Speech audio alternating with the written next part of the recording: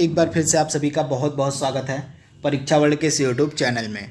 दोस्तों, उत्तर प्रदेश लेखपाल भर्ती परीक्षा 2022 के लिए टॉप 500 जीके जीएस की हम सीरीज़ को शुरू करने जा रहे हैं। इसमें जो है टोटल आपके 5 वीडियो जाएंगे आपके सामने, और इन 5 वीडियो के माध्यम से हम टोटल 500 सबसे बेहतरीन जो आपके जीके जीएस के करंट और जीके जीएस के प्रश्न बन सकते हैं उनको हम क्वेश्चन और आंसर के फॉर्म में कवर करेंगे। और प्रत्येक वीडियो में आपको 100 प्रश्न देखने को मिलेंगे। कम से कम इस वीडियो को तो आप देख ही लीजिएगा। यह वीडियो आपके आने वाली जो परीक्षा है लेखपाल की उसके लिए बहुत ही ज़्यादा महत्वपूर्ण है। जो 25 प्रश्न आपसे एग्जाम में पूछे जाएंगे, मैक्सिमम चांस रहेंगे कि इसी वीडियो से मिले आपको। तो इस वीडियो को आपको बिल्कुल ध्यान से देखते रहना है। तो चलिए वीडियो को स्टार्ट करते हैं। यह हमारा पहला वीडियो है इस सेट का।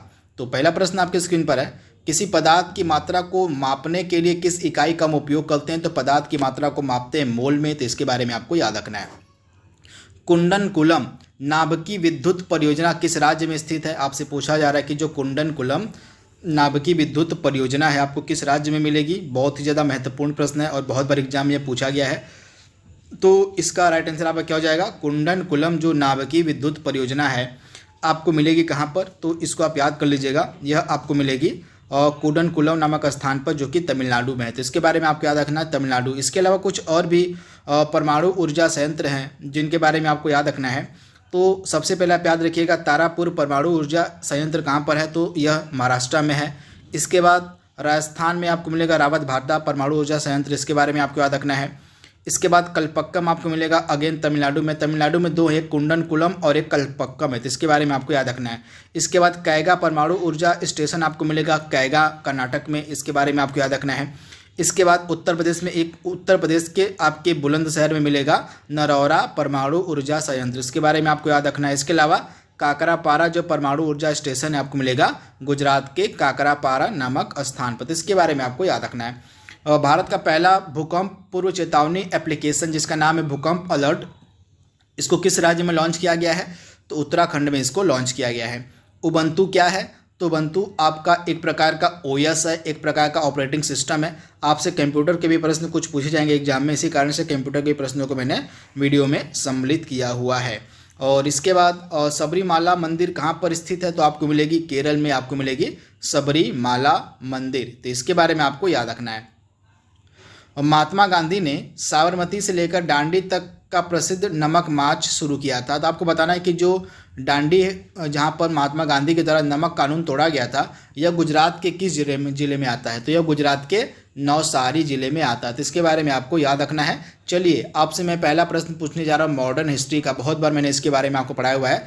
यह जो दांडी मार्च है, दांडी मार्च की शुरुआत कब होती है आपको बताना है, और महात्मा गांधी जी के द्वारा नमक कानून कब तोड़ा जाता है, इसका भी जवाब आपको कमेंट बॉक्स में देना है। और कंप्यूटर और इंटरनेट के डोमेन में यूआरएल का पूरा नाम क्या होता है? तो यूआरएल का पूरा नाम होता है यूनिफॉर्म रिसोर्स लोकेटर। क्या होता है? तो यूनिफॉर्म रिसोर्स लोकेटर यूआरएल का पूरा नाम होता है। और स्वराज मेरा जन्मसिद्ध अधिकार है और मैं इसे लेकर रहूँगा, यह किसने कहा था? तो यह कहा गया था बीजी तिलक के द्वारा, यानी कि बाल गंगाधर तिलक के द्वारा, तो इसके बारे में आपको याद रखना है। भारत का पहला इलेक्ट्रिक व्हीकल फ्रेंडली हाईवे कहाँ पर बना है? तो दिल्ली चंडीगढ़ जो हाईवे आपका है यह भारत का पहला इलेक्ट्रिक व्हीकल फ्रेंडली हाईवे है, तो इसके बारे में आपको याद रखना है। और भारत में केंद्रीय आलू अनुसंधान संस्थान कहाँ पर स्थित है? तो यह आपको मिलेगा शिमला में। भारत का जो केंद्रीय आलू अनुसंधान संस्थान है आपको मिलेगा शिमला में। सुपर इंपॉर्टेंट प्रश्न। प्रार्थना समाज की स्थापना की गई थी। प्रार्थना समाज के संस्थापक आपके थे आत्माराम पांडुरंग, इसके बारे में आपको याद रखना है। आत्माराम पांडुरंग जो थे ये प्रार्थना समाज के संस्थापक थे, तो इनके बारे में आप याद रखिएगा। बहुत बार एग्जाम में इनसे प्रश्न पूछा गया है। तो प्रार्थना समाज के संस्थापक आपके कौन थे? तो आत्माराम पांडुरंग थे, इसके बारे में आपको याद रखना। तथा प्रार्थना समाज की स्थापना कब की गई थी? तो 1867 में की गई थी। 1867 में ये डेट आप याद कर लीजिएगा, वर्ष है आपका 1867 जब प्रार्थना समाज की स्थापना हुई थी। भारत का पहला डॉल्फिन अनुसंधान केंद्र कहाँ पर बना है? तो पटना में बना है। सुपर इंपॉर्टेंट प्रश्न। और किस भारतीय राज्य की मुख्य भूमि की तटरेखा सबसे लंबी है? तो आपको याद रखना है सबसे बड़ी तटरेखा भारत में गुजरात की है, फिर सेकेंड स्थान पे आंध्र प्रदेश की आती है, तो ये फैक्ट आपको याद रखना है। दूसरी सबसे बड़ी तटरेखा वाला राज्य आपका आंध्र प्रदेश है और पहली सबसे लंबी तटरेखा वाला राज्य आपका गुजरात है। पहला गुजरात है और दूसरे नंबर पर आंध्र प्रदेश है, और सबसे छोटी तटरेखा आपकी किसकी है तो गोवा की है, तो इसके बारे में आपको याद रखना है। इसके बाद पूरे विश्व में किस देश की सबसे लंबी तटरेखा है, इसको आप हमें बताएंगे कि पूरे विश्व में जो है किस देश की सबसे लंबी तटरेखा है। और भारत की संसद के द्वारा पर्यावरण अधिनियम किस वर्ष में पारित किया गया था, तो 1986 का जो पर्यावरण अधिनियम था, इसको आप याद कर लीजिएगा, इससे बहुत बार एग्जाम में प्रश्न पूछा गया है। तो पर्यावरण का जो अधिनियम था यह 1986 में पारित किया गया था। इसको हम अम्ब्रेला एक्ट के नाम से जानते हैं, छाता विधान, इसको हिंदी में हम छाता विधान या इंग्लिश में इसको हम अम्ब्रेला एक्ट के नाम से भी जानते हैं इस पर्यावरण अधिनियम को, जो 1986 में पारित किया गया था। सेरीकल्चर का संबंध आपका हो जाएगा रेशम की खेती से, इसके बारे में आपको याद रखना है। अगला प्रश्न आपके सामने है, भारत के किन दो शहरों के बीच पहली, यहाँ पे फर्स्ट की बात हो रही है, semi high speed train Vande Bharat express चलती है। तो इसका राइट आंसर आपका क्या हो जाएगा, आप याद कर लीजिएगा। पहली जो हमारी वंदे भारत एक्सप्रेस ट्रेन थी यह दिल्ली से लेके वाराणसी के मध्य चलाई गई थी। इसके बाद दूसरी वाली कहाँ से कहाँ तक चलाई गई थी, तो आपकी दूसरी वाली कटरा, दिल्ली से जो है कटरा के मध्य चलाई जाती है, तो इसके बारे में आपको याद रखना है।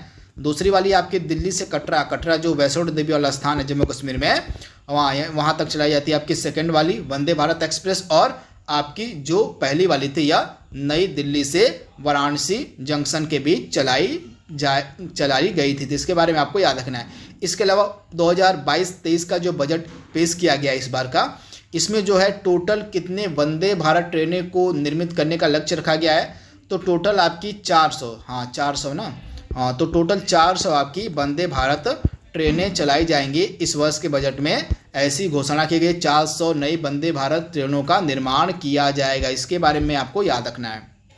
अच्छा, ये जो आपकी नई 400 वंदे भारत ट्रेनें बनेंगी ये अगले कितने वर्षों में बनाई जाएंगी, अगले 3 वर्षों में। अगले 3 वर्षों में 400 नई वंदे भारत ट्रेनों का निर्माण किया जाएगा, तो ये डेटा भी आपको याद रखना है। इंटरनेशनल कोर्ट ऑफ जस्टिस का हेडक्वार्टर यहाँ पे आपसे पूछा गया, मुख्यालय पूछा गया है कहाँ पर है, तो नीदरलैंड के द हेग में आपको मिलेगा, आपको इंटरनेशनल कोर्ट ऑफ जस्टिस का हेडक्वार्टर मुख्यालय।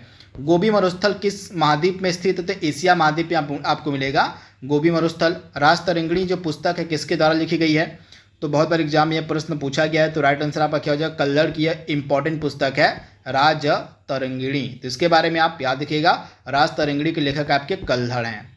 अगला प्रश्न आपके सामने है, पानीपत का दूसरा युद्ध कब हुआ था, तो आपको याद रखना है पानीपत के जो है 3 युद्ध लड़े गए थे, बहुत ही प्रसिद्ध ये तीनों युद्ध थे आपके। तो इसमें से आपका पहला जो पानीपत का युद्ध था यह बहुत ही ज़्यादा महत्वपूर्ण था, क्योंकि पानीपत के प्रथम युद्ध से ही भारत में मुगल साम्राज्य की स्थापना होती है, तो इसके बारे में आपको याद रखना है। पानीपत का जो पहला युद्ध था यह 20 से लेके 21 अप्रैल 1526 के मध्य लड़ा गया था। 20 से लेके 21 अप्रैल 1526 को जो है आपका पहला पानीपत का युद्ध हुआ था।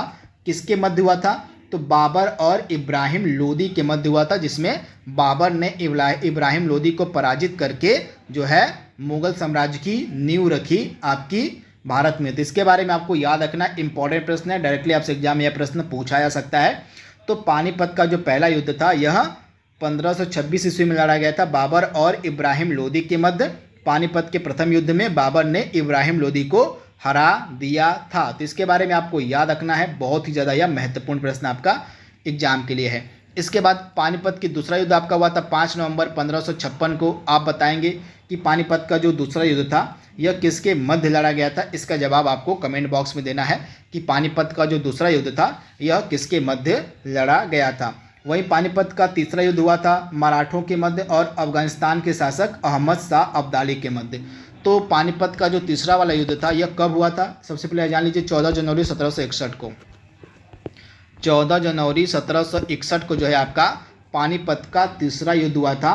किसके मध्य, तो मराठों और अफगानिस्तान का जो शासक था अहमद शाह अब्दाली, इसके मध्य लड़ा गया था पानीपत का तीसरा युद्ध। तथा इस पानीपत के तीसरे युद्ध में मराठों की जो है पराजय हो जाती है, मराठों की जो है हार हो जाती है पानीपत के तीसरे युद्ध में, तथा जो अहमद शाह अब्दाली था वह जीत जाता है। इसके बारे में आपको याद रखना है। तथा यह जो पानीपत का तीसरा युद्ध हुआ था उस समय मराठा के प्रमुख कौन थे? तो उस समय बालाजी बाजीराव जो थे, इन्हीं के शासन काल में जो है पानीपत का तीसरा युद्ध लड़ा गया था। जैसे ही मराठों की हार होती है पानीपत के तीसरे युद्ध में, तो इनके ऊपर बहुत ही गहरा सदमा पहुंचता है बालाजी बाजीराव के ऊपर। हार के कारण जो है बालाजी बाजीराव की जो है मृत्यु भी हो जाती है। तो इसके बारे में आपको याद रखना है। तो तीनों युद्धों के बारे में मैंने आपको बता दिया, पानीपत के जो लड़े गए थे। इसमें से आपको बताना है कि जो पानीपत का दूसरा युद्ध हुआ था यह किसके मध्य हुआ था, इसका जवाब आपको कमेंट बॉक्स में देना है। अगला प्रश्न आपके सामने है, लोकसभा के सदस्यों की अधिकतम संख्या कितनी होती है? तो 552 होती है। तो इसके बारे में आपको याद रखना है। और किस सिख गुरु ने खालसा पंथ की स्थापना की थी? बहुत बार एग्जाम में यह प्रश्न पूछा गया है। तो किस सिख गुरु के द्वारा जो है खालसा पंथ की स्थापना की गई थी? तो खालसा पंथ की स्थापना की गई थी गुरु गोविंद सिंह के द्वारा। ये नाम आपको भूलना नहीं है।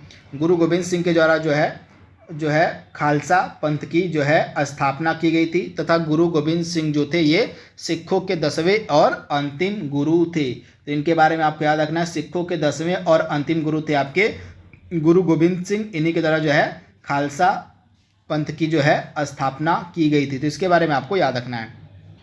तथा यह जो आपका खालसा पंथ था इसकी शुरुआत कब की गई थी? तो 1699 में। कब? तो 1699 में जो है खालसा पंथ की स्थापना की गई थी गुरु गोविंद सिंह के द्वारा। तो इसके बारे में आपको याद रखना है। तथा सिखों के लिए जो 5 ककार हैं, केस, कंघा, कृपाण, कच्छा और कड़ा, इनको अनिवार्य किया गया था गुरु गोविंद सिंह के द्वारा। तो इसके बारे में आपको याद रखना है। सिखों के लिए जो 5 ककार थे, जिनमें आपका केस आता है, कंघा, कृपाण, कच्छा और कड़ा, इनको सिखों के लिए अनिवार्य कर दिया गया था गुरु गोविंद सिंह के द्वारा। तो इसके बारे में आपको याद रखना है। अगला प्रश्न आपके सामने, कंप्यूटर के किस भाग को उसका मस्तिष्क, उसका ब्रेन हम कहते हैं? तो कंप्यूटर का ब्रेन हम सीपीयू को कहते हैं। सुकन्या समृद्धि योजना का संबंध बालिकाओं के लिए, सुकन्या समृद्धि योजना जो आपकी है बालिकाओं के लिए एक लघु जमा योजना है। इसके बारे में आपको याद रखना है। चलिए कमेंट बॉक्स में आप हमें बताइए कि मिनिमम कितनी धनराशि जो है, मिनिमम और मैक्सिमम कितनी धनराशि सुकन्या समृद्धि योजना में जमा की जा सकती है और इसकी जो है शुरुआत किस वर्ष में की गई थी? इन दोनों का जवाब आपको कमेंट बॉक्स में देना है। बहुत बार मैंने सुकन्या समृद्धि योजना के बारे में आपको बताया हुआ है। अगला प्रश्न आपके सामने है, खेलो इंडिया यूथ गेम्स 2023 का आयोजन कहाँ पर किया जाएगा? तो 2023 वाला जो खेलो इंडिया यूथ गेम्स होगा यह आपका मध्य प्रदेश में प्रस्तावित है। तथा 2021 का जो आपका खेलो इंडिया यूथ गेम्स था यह कोरोना के चलते नहीं हो पाया था। तो 2022 में इसका जो आयोजन है वो हरियाणा के पंचकुला में किया जाएगा। 2021 में भी इसका पंचकुला में ही आयोजन किया जाना था, परंतु कोरोना के चलते इसका जो आयोजन था वह टाल दिया गया था। अब पंचकुला वाला जो खेलो इंडिया यूथ गेम है हरियाणा का, यह 2022 में आयोजित किया जाएगा। तो इसके बारे में आपको याद रखना। और अगला 2023 वाला आपका होगा मध्य प्रदेश में प्रस्तावित है।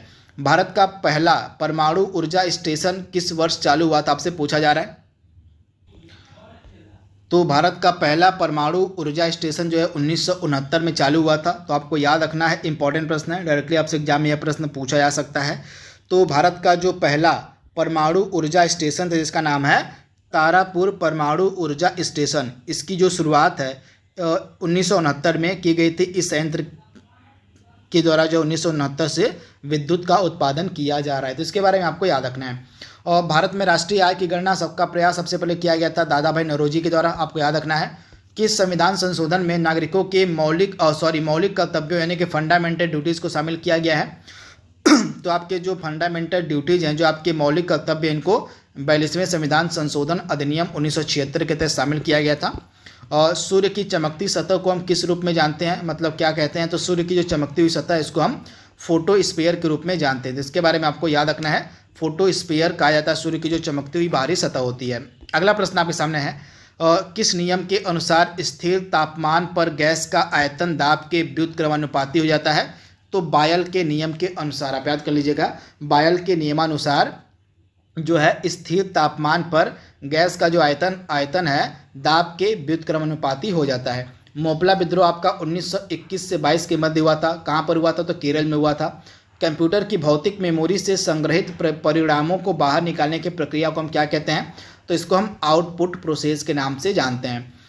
भारत सरकार ने इंद्रधनुष फ्रेमवर्क कार्यक्रम की शुरुआत किस लिए की थी? तो सार्वजनिक क्षेत्र के बैंकों का पुनरुद्धार करने के लिए। आप याद कर लीजिएगा, भारत सरकार के द्वारा इंद्रधनुष फ्रेमवर्क कार्यक्रम की जो शुरुआत थी सार्वजनिक क्षेत्र के बैंकों का पुनरुद्धार करने के लिए की गई थी। वैश्विक जलवायु परिवर्तन गठबंधन किसकी एक पहल है? तो यह आपकी यूरोपियन यूनियन की पहल है, वैश्विक जलवायु परिवर्तन गठबंधन। तो इसके बारे में आपको याद रखना है, यह यूरोपियन यूनियन की एक पहल है। येन जो है किस देश की ऑफिशियल करेंसी है? तो आप याद कर लीजिएगा, येन जो है आपकी जापान की ऑफिशियल करेंसी है। इसके बारे में आपको याद रखना है। टैक्सोनॉमी का जनक हम किसे कहते हैं? तो कार्ल लिनियस को। किसको? तो कार्ल लिनियस को जो है हम टैक्सोनॉमी का जनक कहते हैं। और ईस्ट इंडिया कंपनी के खिलाफ प्लासी का युद्ध किसके द्वारा लड़ा गया था? तो 1757 में आपका लड़ा गया था प्लासी का युद्ध। सिराजुद्दौला और अंग्रेजों के मध्य यह लड़ा गया था प्लासी का युद्ध। और कौन से राष्ट्र ने 5 बार कॉमनवेल्थ गेम्स की मेजबानी की है? यहाँ पे मेजबानी होगा। तो 5 बार कॉमनवेल्थ गेम्स की मेजबानी करने वाला आपका राष्ट्र है ऑस्ट्रेलिया। इसके बारे में आपको याद रखना है। साहित्य अकादमी का मुख्यालय कहाँ पर स्थित है? तो साहित्य अकादमी का मुख्यालय आपको मिलेगा नई दिल्ली में। इसके बारे में आपको याद रखना है। अगला प्रश्न आपके सामने है, जलियांवाला बाग नरसंहार किस तिथि को हुआ था? 13 अप्रैल 1919 का हुआ था जलियांवाला बाग नरसंहार। जिसके बारे में आपको याद रखना है। कौन सा रंग उर्वरकों की क्रांति से जुड़ा हुआ? तो धूसर। आप इसे याद कर लीजिएगा। नीति आयोग की स्थापना जो है आपकी 1 जनवरी 2015 को की गई थी तथा नीति आयोग में एकदम लेटेस्ट के 2 अपॉइंटमेंट किए गए। इसके नए CEO बनाए गए और इसके नए उपाध्यक्ष बनाए गए हैं। तो इसके नए उपाध्यक्ष बनाए गए आपके सुमन बेरी और इसके एकदम लेटेस्ट के CEO बनाए गए हैं परमेश्वरन अय्यर। तो इन दोनों अपॉइंटमेंट को आपको याद रखना है। 100% चांस है कि इनसे एक प्रश्न आपके एग्जाम में पूछा जाए, या तो उपाध्यक्ष पूछ लिया जाएगा या तो CEO पूछ लिया जाएगा आपका नीति आयोग का। तो इनके बारे में आपको याद रखना है। उपाध्यक्ष बनाए गए हैं सुमन बेरी और CEO बनाए गए हैं परमेश्वरन अय्यर तथा नीति आयोग की स्थापना की गई थी 1 जनवरी 2015 को। और नीति आयोग का अध्यक्ष कौन होता है? तो भारत का प्रधानमंत्री जो होता है वह नीति आयोग का अध्यक्ष होता है। और पृथ्वी ग्रह का वह क्षेत्र जहाँ जीवन मौजूद है उसे हम क्या कहते हैं? तो पृथ्वी ग्रह का वह क्षेत्र जहाँ जीवन मौजूद है उसे हम कहते हैं जैव मंडल। क्या कहते हैं? तो जैव मंडल। संयुक्त राष्ट्र महासभा सुरक्षा परिषद संयुक्त राष्ट्र सुरक्षा परिषद का मुख्यालय आपको मिलेगा न्यूयॉर्क में, UNSC United nation security council की यहाँ पे बात हो रही है, तो न्यूयॉर्क में इसका हेडक्वार्टर है। अगला प्रश्न है, भाभा परमाणु अनुसंधान केंद्र कहाँ पर स्थित है? तो आपको मुंबई में मिलेगा। सापेक्षता का सिद्धांत किससे संबंधित है? तो अल्बर्ट आइंस्टीन ने दिया था सापेक्षता का सिद्धांत। इसके बारे में आपको याद रखना है। 49वीं समानांतर रेखा किन देशों के मध्य स्थित है? तो आप याद कर लीजिएगा, तो यह USA और कनाडा के मध्य में आपको मिलेगी 49वीं समानांतर रेखा। तो इसके बारे में आपको याद रखना है। और पहला भारतीय संचार उपग्रह आपका एप्पल था। इसके बारे में आप याद रखिएगा, पहला भारतीय संचार उपग्रह एप्पल था।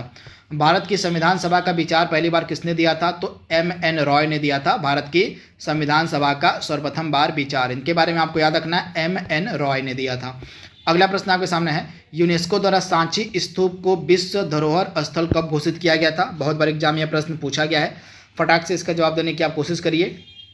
तो यूनेस्को के द्वारा जो है सांची स्तूप को जो है विश्व धरोहर स्थल कब घोषित किया गया था? बहुत बार एग्जाम में यह प्रश्न पूछा गया। तो राइट आंसर आपका क्या हो जाएगा?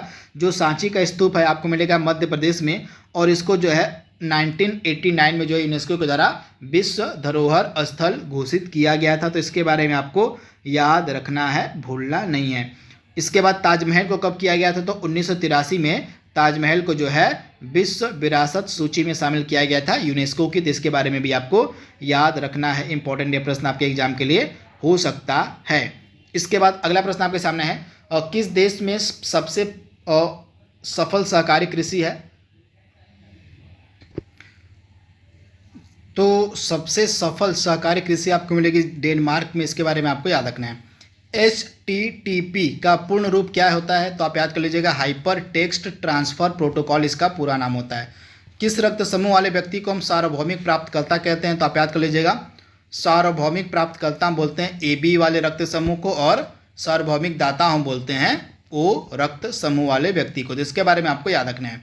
और कांग्रेस के किस अधिवेशन में पूर्ण स्वराज प्राप्ति की मांग हुई थी? तो लाहौर अधिवेशन जो आपका हुआ था 1929 में, इसी में जो है कांग्रेस ने पूर्ण स्वराज की मांग करी थी। तथा यह जो लाहौर अधिवेशन था 1929 का, इसकी अध्यक्षता की गई थी पंडित जवाहरलाल नेहरू के द्वारा। अगला प्रश्न है, प्रसिद्ध गोल गुंबद कहाँ पर स्थित है? इंपॉर्टेंट प्रश्न है। तो आप याद कर लीजिएगा, जो आपका गोल गुंबद है कहाँ पर मिलेगा? तो कर्नाटक में आपको मिलेगा गोल गुंबद। इसके बारे में आपको याद रखना है। अगला प्रश्न आपके स्क्रीन पर है, और सेब से संबंधित रोग को हम किस रूप में जानते हैं? तो फायर ब्लाइट कहते हैं। जो सेब से संबंधित रोग होता है उसको फायर ब्लाइट के नाम से जाना जाता है। रॉबर्ट हुक के द्वारा जो है कोशिका की खोज की गई थी। भारत की पहली सुपर फास्ट ट्रेन का नाम था डेक्कन क्वीन। आप याद कर लीजिएगा, भारत की पहली जो सुपर फास्ट ट्रेन थी इसका नाम था डेक्कन क्वीन। विश्व खुशहाली रिपोर्ट कौन संस्था जारी करती है? तो संयुक्त राष्ट्र निर्वहनी विकास समाधान नेटवर्क के द्वारा जो है विश्व खुशहाली रिपोर्ट को जारी किया जाता है। तो इसके बारे में आपको याद रखना है, ये संस्था कौन सी है? तो UN, इसको हम बोलते हैं यूनाइटेड नेशन निर्वहनी विकास समाधान नेटवर्क। इसी के द्वारा विश्व खुशहाली रिपोर्ट को जारी किया जाता है। और सांसद आदर्श ग्राम योजना का प्रेरणा स्रोत कौन है? तो महात्मा गांधी हैं। पित्त किसके द्वारा स्रावित होता है? तो पित्त का स्राव जो है लीवर के द्वारा, यकृत के द्वारा किया जाता है। भारत में किस वायसराय ने निर्वाचित स्थानीय सरकारी निकायों के सृजन की पहल की थी? तो आप याद कर लीजिएगा, लॉर्ड रिपन। भारत में स्थानीय स्वशासन का जनक जो है लॉर्ड रिपन को ही माना जाता है। रूर क्षेत्र जो है किस देश का सबसे महत्वपूर्ण औद्योगिक क्षेत्र है? तो जर्मनी का जो है यह सबसे महत्वपूर्ण औद्योगिक एरिया है जिसका नाम है रूर। इसके बारे में आपको याद रखना है। GST किस तरह का कर है? तो goods and service tax, GST इसको हम बोलते हैं। यह अप्रकार इनडायरेक्ट टैक्स है, अप्रत्यक्ष कर है। इसकी शुरुआत 1 जुलाई 2017 को हुई थी GST की शुरुआत। अगला प्रश्न है, नेत्र लेंस की अत्यधिक वक्रता टेढ़ापन किसका कारण बन सकता है? आपसे पूछा जा रहा है। तो नेत्र लेंस की अत्यधिक वक्रता टेढ़ापन जो है किसका कारण बन सकता है? तो निकट दृष्टि दोष का यह कारण बन सकता है। चलिए आप कमेंट बॉक्स में बताइए कि इसके निकट दृष्टि दोष के निवारण के लिए किस प्रकार के लेंस की आवश्यकता होती है। इसका जवाब हमें कमेंट बॉक्स में देंगे। भारत का पहला सुपर कंप्यूटर कौन सा है? तो परम 8000 जो है भारत का पहला सुपर कंप्यूटर था, जिसको बनाया गया था CDAC के द्वारा। किसके द्वारा? तो CDAC के द्वारा जो है भारत का पहला सुपर कंप्यूटर बनाया गया था। तो इसके बारे में आपको याद रखना है, इंपॉर्टेंट प्रश्न है, डायरेक्टली आपसे एग्जाम में पूछा जा सकता है। और चूने के पानी का रासायनिक सूत्र यहाँ पे आपसे पूछा गया कौन सा होता है? क्या होता है चूने के पानी का रासायनिक सूत्र? तो CaOH2 यह आपका होता है चूने के पानी का रासायनिक सूत्र। तो इसके बारे में आपको याद रखना है, इंपॉर्टेंट प्रश्न है, CaOH2। इसके बारे में आप याद रखिएगा। इसके बाद अगला प्रश्न है, भारतीय राष्ट्रीय कांग्रेस का गठन किसके द्वारा किया गया था? तो AO ह्यूम के द्वारा जो है भारतीय राष्ट्रीय कांग्रेस का गठन किया गया था। तो इसके बारे में आप याद रखिएगा। अगला प्रश्न आपके सामने है, नींबू के रस का pH मान लगभग होता है 2 तथा यह अम्लीय होता है। नींबू का रस जो है आपका अम्लीय होता है। इसके बारे में आपको याद रखना है। और ब्रायोफाइटा किस वनस्पति से संबंधित है? तो आप याद कर लीजिएगा, ब्रायोफाइटा यह आपका मार्केंसिया से संबंधित है। इसके बारे में आपको याद रखना है, मार्केंसिया से संबंधित आपका है ब्रायोफाइटा।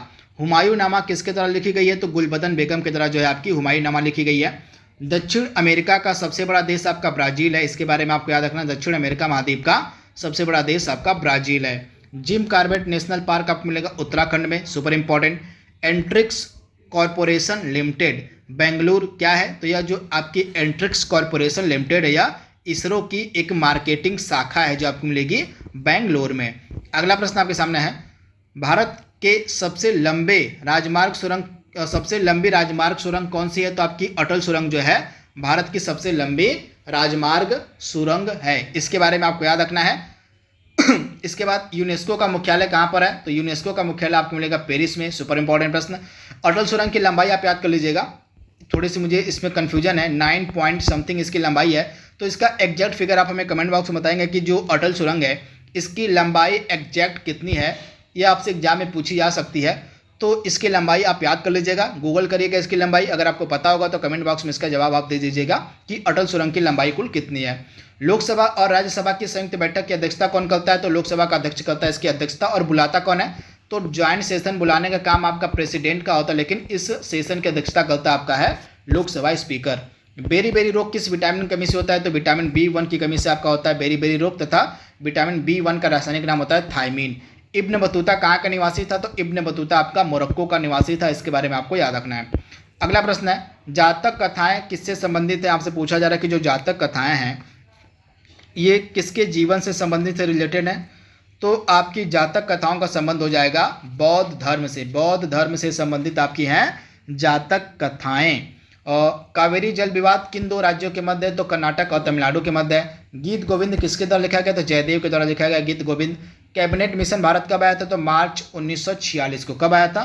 तो मार्च 1946 को आपका जो कैबिनेट मिशन था यह भारत आया हुआ था। 24 मार्च 1946 आप याद कर लीजिएगा, 24 मार्च 1946 को कैबिनेट मिशन भारत आया हुआ था। इसमें इसके 3 प्रमुख सदस्य थे। एक थे पैथिक लॉरेंस, दूसरा था स्टेफोर्ड क्रिप्स और तीसरा था आपका एवी अलेक्जेंडर। इसके सदस्यों को भी आप याद देखिएगा, 3 इसके सदस्य थे, पैथिक लॉरेंस, स्टेफोर्ड क्रिप्स और एवी अलेक्जेंडर तथा 24 मार्च 1946 को कैबिनेट मिशन दिल्ली पहुंचा था। अगला प्रश्न आपके सामने है, और महात्मा गांधी ने भारतीय राष्ट्रीय कांग्रेस के किस सेशन की अध्यक्षता की थी? तो एकमात्र ऐसा सेशन था कांग्रेस का 1924 वाला जिसकी अध्यक्षता की गई थी महात्मा गांधी के द्वारा, और यह सेशन आयोजित हुआ था बेलगांव में। कहाँ?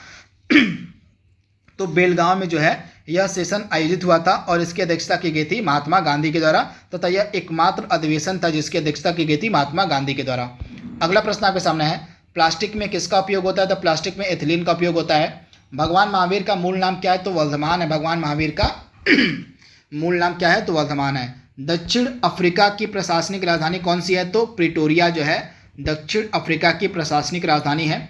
हमारे शरीर में आनुवंशिकता की इकाई को हम क्या कहते हैं? तो जीन। आनुवंशिकता की जो इकाई होती है उसको हम बोलते हैं जीन। जोजिला टनल प्रोजेक्ट कहाँ पर स्थित है? तो आपको जम्मू कश्मीर में मिलेगा जोजिला टनल प्रोजेक्ट, इसके बारे में आपको याद रखना है, जम्मू कश्मीर में। और सैटेलाइट फोन से लैस होने वाला भारत का पहला राष्ट्रीय उद्यान था काजीरंगा राष्ट्रीय उद्यान, तथा यह आपको असम में मिलेगा काजीरंगा नेशनल पार्क, तथा यह एक सींग वाले गैंडे के लिए फेमस है। भारत का पहला थंडर स्टॉर्म रिसर्च परीक्षण कहाँ पर स्थापित किया गया? तो उड़ीसा में इसकी स्थापना की जा रही है। भारत का पहला क्रिप्टो गेमिंग गार्डन कहाँ पर खोला गया है? तो उत्तराखंड में खोला गया है। सुपर इंपॉर्टेंट प्रश्न। अपने 100वें टेस्ट मैच में दोहरा शतक लगाने वाले विश्व के पहले बल्लेबाज बने थे आपके जो रूट, तथा इन्होंने अपने 100वें टेस्ट में दोहरा शतक लगाया था भारत के खिलाफ। भारत का पहला वेटलैंड संरक्षण और प्रबंधन केंद्र कहाँ पर स्थापित किया गया है? तो तमिलनाडु के चेन्नई में जो है भारत का पहला वेटलैंड संरक्षण और प्रबंधन केंद्र स्थापित किया गया है। लास्ट का 5 प्रश्न आपकी स्क्रीन पर है। भारत का पहला इंडोर स्की पार्क कहाँ पर स्थापित किया गया? तो कुफरी हिमाचल प्रदेश में। भारत का पहला पॉलिनेटर पार्क जिसको हम परागण पार्क कहते हैं, यह कहाँ पर खोला गया है? तो नैनीताल में खोला गया है। सुपर इंपॉर्टेंट है, नैनीताल में भारत का पहला पॉलिनेटर पार्क खोला गया है। भारत में सर्वाधिक वर्षा किस मानसून से होती है? तो दक्षिण पश्चिम मानसून से जो है भारत में सर्वाधिक वर्षा देखने को मिलती है। नागार्जुन सागर बांध किस नदी पर बना हुआ है? तो आपका कृष्णा नदी पर बना हुआ है नागार्जुन सागर बांध। और लास्ट प्रश्न आज का है, भारत में सबसे अधिक उपजाऊ मृदा कौन सी है? तो जलोढ़ मिट्टी जो होती है भारत में सबसे उपजाऊ मानी जाती है। तो इसके बारे में आप याद रखिएगा। तो दोस्तों जीके जीएस के जो टॉप 100 और सेलेक्टेड प्रश्न बन सकते थे पार्ट 1 जिसका हमने कंप्लीट कर लिया है, इसका पार्ट 2 हम जल्दी अपलोड करेंगे। अब तब तक के लिए thank you, thanks for watching.